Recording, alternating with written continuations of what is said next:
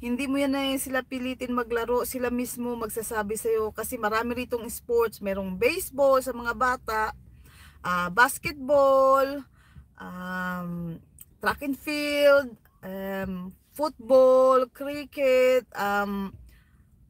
dart, basta maraming mga sport dito ng mga bata. Ang magulang lang ang nangangamote pambayad.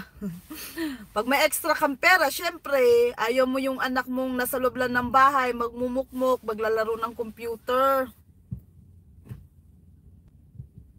Oo, tama yan. Gandang lalabs ko at Oxy. Sige, mag-ano ka na, mag-LS ka na, Oxy. Salamat sa pagdaan mo. Appreciated yan mas sobra. Pagka nandun ka pa mamaya, pagka tapos na ako dito, daan din ako doon. Tawag niyan. Salamat sa pagpasok, Oxy. Salamat sobra ng marami. Tawag niyan. Kasi dito, mga bata kasi, kailangan talaga yung nanay marunong mag-drive ng sasakyan kasi yung asawa busy palagi. Sa sitwasyon ko, pagtapos ko niya mag-delivering, kagaya kanina, tulong ako konti sa anak. Salamat, Oxy. Salamat. Ingat. Magtawag niyan. Da-drive mo yung mga bata. Minsan, 1 oras yung drive papunta dun sa sports nila. So, talagang malayo. Tapos minsan naman, ibaba natin tong para hindi masyadong masyadong yung reflex ng ilaw. Pero okay naman yung ilaw, di ba? Maganda akong tingnan. Nagpasaway pa ako, no? Tawag niyan yun. Kasi karamihan dito talagang mga bata. Kagaya yung isa kong nanay na kakilala, yung anak niya, hinatid niya sa baseball. So, ganyan talaga ang mga magulang dito, yung sinusuportahan talaga. Dito, na ngayon, langgal, 5:21 na ng hapon. Mamaya, ang ginawa ko, naghiwa na ako ng gulay para pag uwi namin mamaya kasi matatapos tong bunso kong anak 6:30 na ng gabi. Isasalang na lang yung mga pagkain, isasalang na lang yung mga lulutuin.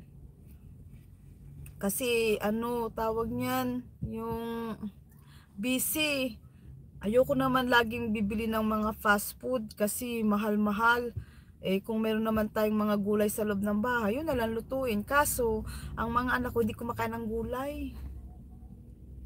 Advance kami, langga Lailani. Advance kami. Kaya pagka yung minsan kasi sa loob ako ng bahay niya sa umaga, kagaya bukas, nasa loob ako ng bahay niyan. Pag gamit ko ang computer, makikita ko sino yung mga naka-live. Papasok ako doon, mag-hi, hello ako, tapos itambay ko lang siya kasi ang trabaho ko sa loob ng bahay, lalabas, sa loob ng bahay, lalabas. So pag pumasok ako, pagka naka-play pa siya, medyo na-reconnect kasi tumawag si aking asawa, may emergency daw kasi nangyari, nagbabike sila sa gilid ng kalsada. Meron daw isang sasakyan, binunggo daw yung kasama niya, yung kaibigan niya magbabike. Ngayon, nakipagtalo yung sasakyan na nakabunggo. Ngayon, sabi ng asawa ko, kung late na daw siya makauwi, andun sila na dumawag ng police investigation kasi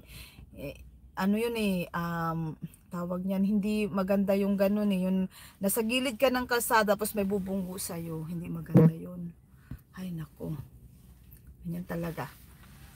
Okay lang yun. Na sideline ng chismis. Na sideline ng chismis. Kamusta na kayong lahat dyan, guys? Salamat ha. Community ni Winnie Nalagon. Salamat sa inyo sa pagpunta. Di ko na po kayo isa-isahin. Pero basahin ko rin po yung mga si Journey, sino pa yung isa na nagpunta? Si Densmax, si Oxy, Gandang Lailani, sino pa yung isa? Si Janet. Maraming salamat sa iyo. Mahilig tayo mag-sideline ng kachismisan. Sideline ng kachismisan. Ano ba 'yan?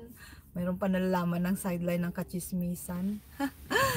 Ewan ko ba, sideline ng kachismisan. Alam niyo yun, may kung ano pinipindot. pindot for more.